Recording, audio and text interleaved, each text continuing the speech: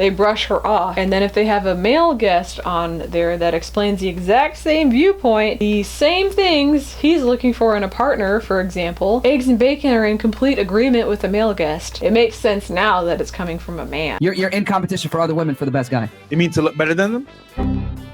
I would argue 90% of the time plus it's for other people's validation, not for themselves. Hey, we might have a 1%er right here that does it for themselves. Damn sure it is. And surprisingly, when she took the makeup off, not much came off. So that tells you where that confidence comes from, right? To do it. But most women do it for other people. And here's the thing: if you really did it for your or doing it. Right? Because for yourself, and you're confident in yourself, you wouldn't need to wear it at all. We can't even say these people are childish. That would be an insult to children, because most children possess more logic and emotional intelligence. And his face. You know when you just can't look at somebody, once they said the things that they've said, you just can't look at their faces. It just makes you angry. That's where I'm at. It's an unpopular opinion, but I'm gonna say it anyway. Whenever I see people saying, oh, this person on the internet is going to have a bad influence on my kids, I question why some people are practically letting the internet, specifically social media, raise their kids. You are supposed to instill value in your kids. They're your kids. You are supposed to instill the conscience, the idea of a conscience. When your kids have this conscience, then they can go out into the world and they can point out things that are,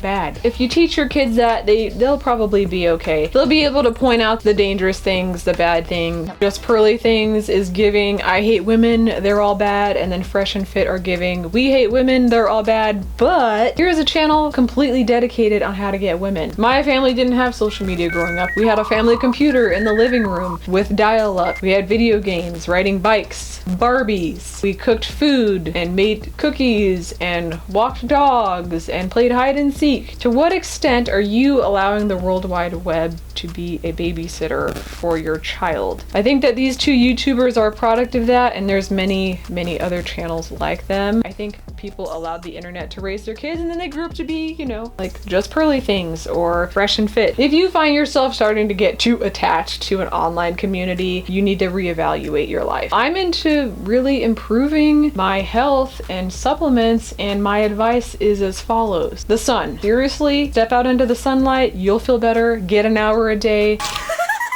It's almost impossible to be grumpy when you've had sufficient sunlight.